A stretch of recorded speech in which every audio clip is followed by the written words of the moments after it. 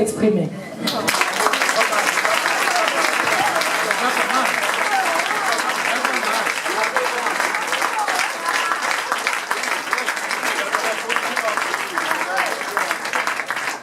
T'as raison, c'est déjà pas mal.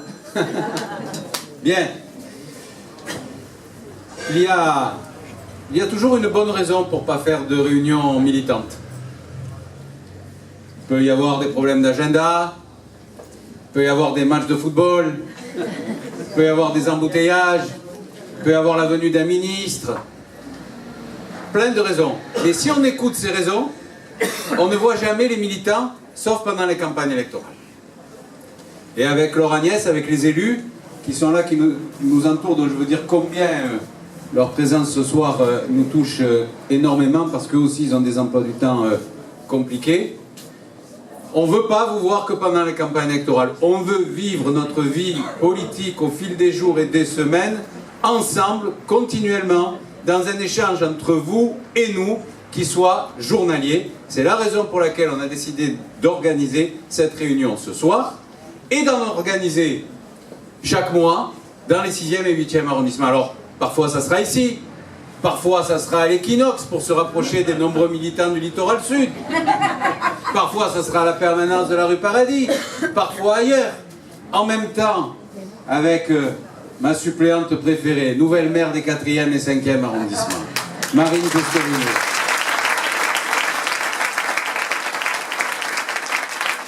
En fait, j'ai envie qu'ils annulent cette élection juste pour repasser du temps avec elle.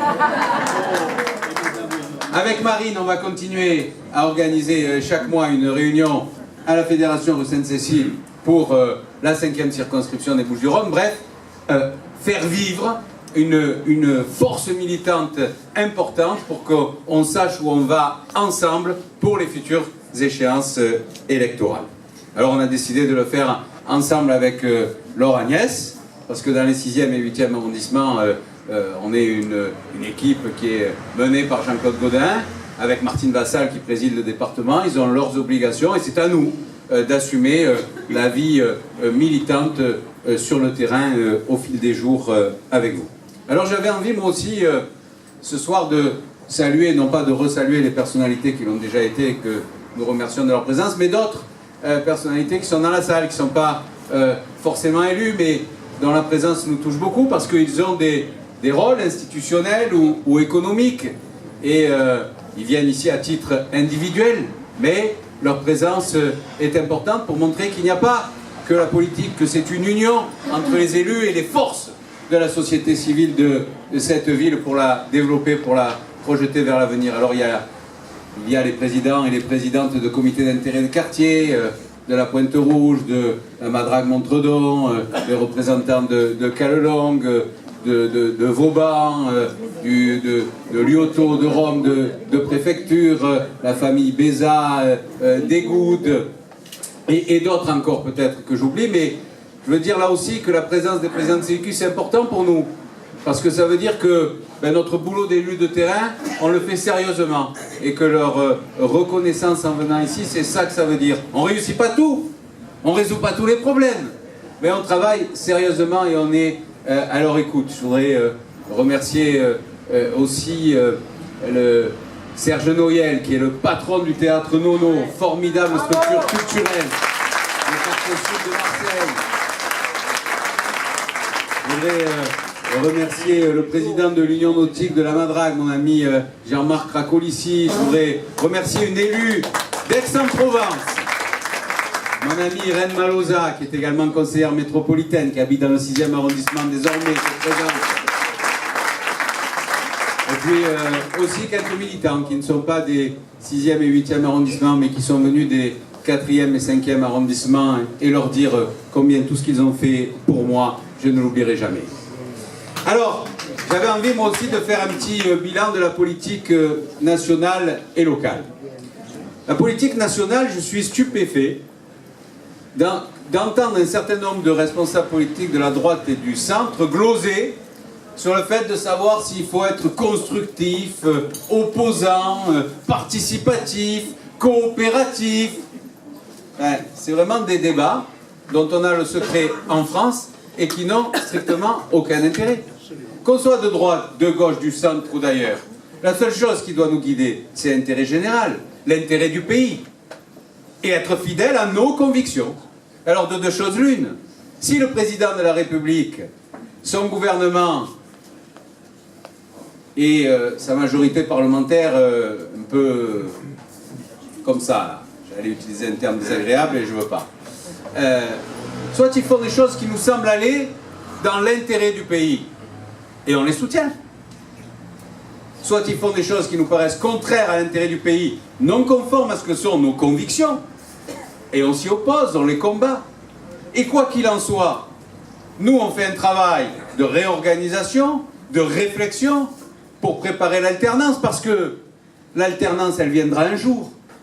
Et aucun d'entre vous ici n'a envie que l'alternance, elle se fasse un jour au profit du fou furieux dont parlait Laure Agnès Karadec, le bolivarien révolutionnaire Mélenchon, dont d'ailleurs on voit qu'un certain nombre de petits copains qui donnent des leçons toute la journée sont les premiers à avoir des attitudes particulièrement condamnables, ou alors de l'autre côté, les extrémistes du Front National. Et comme on sait que l'alternance vient un jour, eh bien nous, il faut qu'on prépare une alternance sérieuse, fondée sur nos convictions. J'en profite pour saluer aussi un autre président d'une structure importante du 8e arrondissement, dont la présence me fait très plaisir. Depuis que je suis devenu un grand sportif, ce que nombre d'entre vous ont remarqué, c'est mon ami Jean-Louis Moreau, le président du Stade Marseillais Université Club, le SMUC. Alors, on peut s'amuser un peu, alors c'est mon appréciation à moi, à faire le bulletin de notes d'Emmanuel Macron. Alors, voilà le mien, mais chacun pourrait faire le sien. Je dirais que sur l'international, c'est bien. Il faut dire que faire pire que le précédent, c'était dur. Mais je trouve qu'il y a une certaine cohérence dans la politique internationale, le renforcement du couple franco-allemand, une certaine présence, une certaine tenue, conforme à ce qu'on attend du président de la République, de la 5e puissance mondiale. J'ai commencé par bien, ça va pas durer, hein. Sur l'économie, je dirais, peut mieux faire. Moi, je suis d'accord sur les ordonnances à propos du Code du travail. Alors, il y a une frange de notre famille politique qui est contre, et c'est légitime, mais on ne peut pas avoir soutenu un programme à peu près identique qui était celui de François Fillon, et parce que c'est aujourd'hui Emmanuel Macron, dire c'est pas bon. Ou alors on passe pour des peintres ou des guignols, et on n'a pas envie. Donc, je pense qu'effectivement, sur le Code du travail, mon point de vue, c'est d'ailleurs qu'il faudrait aller encore beaucoup plus loin et que la simplification administrative, l'allègement des contraintes, je vois des amis chefs d'entreprise qui sont là, est encore très largement insuffisant, qu'on meurt sous ces contraintes, ces normes, ces charges de toutes sortes, mais néanmoins, les ordonnances de réforme du Code du travail vont, à mon sens, dans le bon sens, justement. En revanche, là où je ne suis pas d'accord, où nous ne sommes pas d'accord, c'est sur l'ISF. Parce que la réforme de l'ISF, c'est une réforme à moitié qui va en réalité privilégier grosso modo les grandes fortunes un peu internationales qui ont des capitaux et être très dur pour ceux qui ont un capital immobilier, qui représentent les classes moyennes supérieures françaises qui, elles, vont continuer à souffrir. Ces classes moyennes supérieures françaises, entrepreneurs, artisans, commerçants, professions libérales, retraités, qui sont les grands oubliés de la politique menée par Emmanuel Macron, qui sont encore ceux qui vont souffrir terriblement dans les années qui viennent. Aucun allègement d'impôts, aucun allègement de charges. Et vous allez voir quand ils vont supprimer la taxe d'habitation. C'est pas vrai d'ailleurs. Ils vont la supprimer pour 80% de ceux qui la payent, qui à Marseille ne sont déjà que 50%. Ça pose des problèmes pour les finances locales, je ne développe pas parce que je ne veux pas être trop long. Mais le pire, c'est que quand on va avoir besoin d'argent dans les collectivités locales, à qui on va les demander? Aux 20% restants. Toujours les mêmes. Qui donc vont quitter de plus en plus les grandes villes pour aller s'installer à côté, ce qui va poser le problème de l'appauvrissement des grandes cités urbaines. Donc ça aussi, c'est pas une bonne chose. Je ne suis pas d'accord sur l'augmentation de la CSG. Et pardon de vous dire que quand j'entends un ancien des nôtres, candidat aux primaires, qui fait le magnifique résultat de 2%, Défendre aujourd'hui l'augmentation de la CSG, alors qu'il disait qu'il y a à peine 6 mois que c'était une ineptie, il y en a vraiment certains qui ne sont pas à l'honneur de la politique française en termes de cohérence. Tout le monde a compris.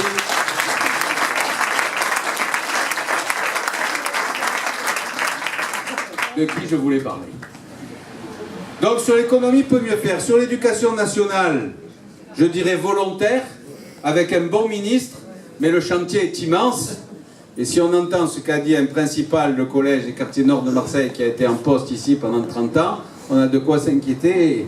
J'espère que le ministre de l'Éducation nationale va s'attaquer à ces problèmes-là aussi. Mauvais sur l'aménagement du territoire.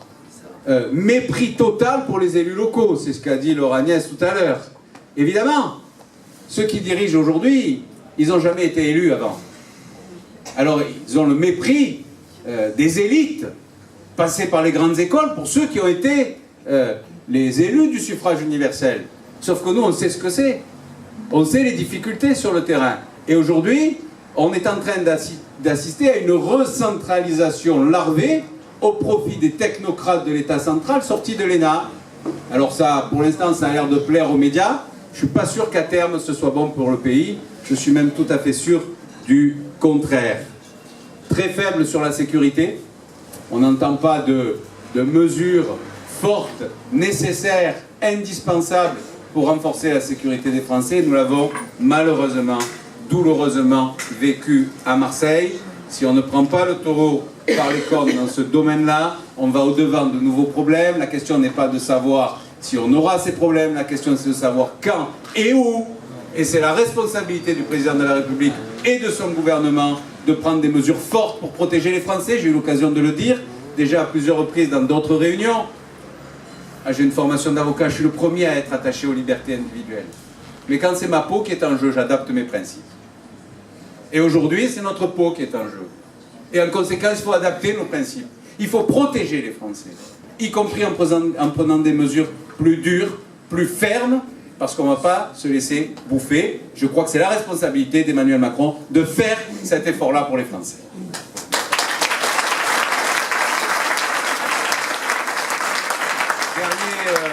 Dernière case du bulletin de notes, c'est le zéro pointé, rien sur la limitation de ce qui est un phénomène français qui nous plombe terriblement, c'est la limitation de l'assistanat.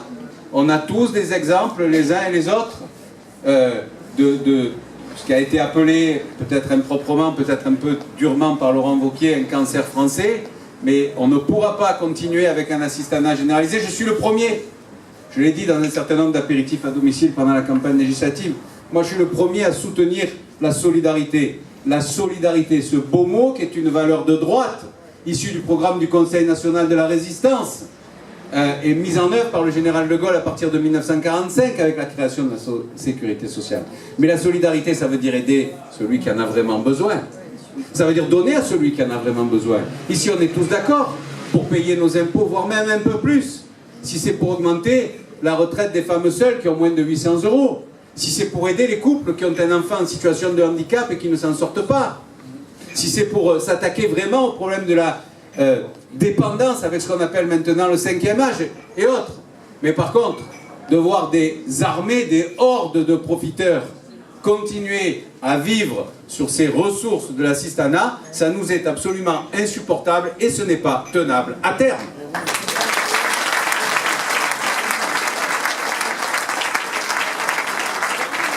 Alors voilà, soutenons quand ça va dans le bon sens, opposons-nous quand ça ne nous va pas et préparons l'alternance sur nos valeurs. Alors préparer l'alternance, et Laure Agnès en a parlé, c'est les élections à la présidence de ce qui est pour l'essentiel d'entre nous, mais il y en a qui sont d'autres formations politiques. J'ai vu Pierre-Gilles Tronconi, le président national d'Écologie Bleue, il y a des centristes comme Robert Assante, mais on va élire le président, des centristes comme Frédéric Guel aussi, on va élire le président de notre parti, de notre famille politique. J'ai fait le choix, comme de très nombreux élus marseillais, pas tous, de Laurent Wauquiez. Pourquoi? D'abord parce que c'est le seul qui en a vraiment envie. Je suis désolé, mais quand vous voulez vous coltiner la direction d'une famille politique, il faut avoir le cœur, pour ne pas dire autre chose, bien accroché. Il faut en avoir vraiment envie. Et lui, il en a vraiment envie. C'est la première raison. La deuxième raison, c'est qu'il se trouve que j'ai eu l'occasion de le rencontrer, au moins à 2 reprises, et qu'il vaut, à mon sens, beaucoup mieux que l'image publique radicale qu'on a voulu lui accoler. C'est un homme ouvert, c'est un homme volontaire, c'est un homme dynamique, c'est un homme qui a beaucoup d'idées, et il me semble qu'il mérite donc de diriger notre famille politique. La troisième raison, elle est personnelle, c'est que pendant qu'un certain nombre de grands dirigeants se planquaient après l'échec des présidentielles, lui, il est venu au charbon à Marseille nous soutenir, Marine et moi, aux élections législatives. Et enfin, la dernière raison, c'est que c'est un élu qui a gagné ses galons sur le terrain dans des combats électoraux en province, loin des antichambres parisiennes. C'est quelqu'un qui respecte, qui connaît, qui aime et qui écoutera les militants. C'est la raison principale pour laquelle je le soutiendrai.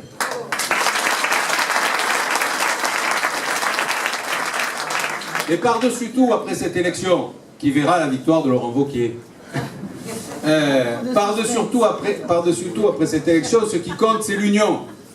C'est idiot de dire, mais un tel, il est un peu trop à droite, un tel, il n'est pas assez à droite, l'autre, il est trop... Et dites-moi, si on était tous d'accord, d'abord, on ne serait pas nombreux, et deuxièmement, on ne risquerait pas de gagner les élections. Ce qu'il faut, c'est un rassemblement de personnalités, d'adhérents qui partagent un certain nombre de convictions, le cap qu'on veut donner au pays, mais on n'est pas obligé d'être d'accord sur tout, sinon on va au Cuba, ou au Venezuela, comme Mélenchon. Mais en France, une famille politique, il peut y avoir des divergences, c'est sain. Les Républicains, c'est la réunion de 3 familles politiques qui puisent aux sources de l'histoire de ce pays. Les gaullistes, anciens bonapartistes, les démocrates chrétiens et sociaux, issus du MRP, et les libéraux. Et il faut qu'on continue ensemble, il faut qu'on continue à proposer un avenir différent pour ce pays, et c'est l'impérieuse nécessité de l'union au niveau national, comme à Marseille, ce qui va me permettre de venir un peu plus sur la politique locale. Alors, je vais vous dire les choses cash. Jean-Claude Gaudin est maire de Marseille depuis 22 ans. Laure Agnès l'a dit tout à l'heure. La presse s'est fait l'écho d'un certain nombre d'hypothèses sur